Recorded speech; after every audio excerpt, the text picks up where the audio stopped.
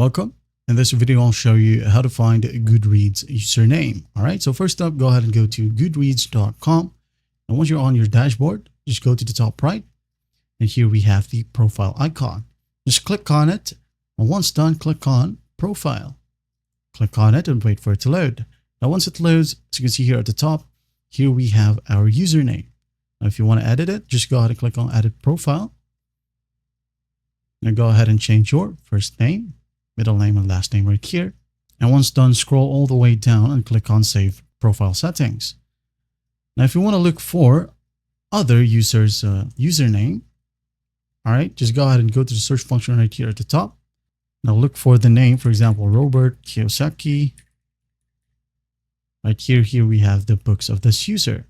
Another option is by going to the Friends section right here. Just click on it. Now go ahead and click on Find by Name or Email. For example, Robert. Just hit on Enter. Wait for it to load. And once it loads, here we got the list of users that got the name Robert.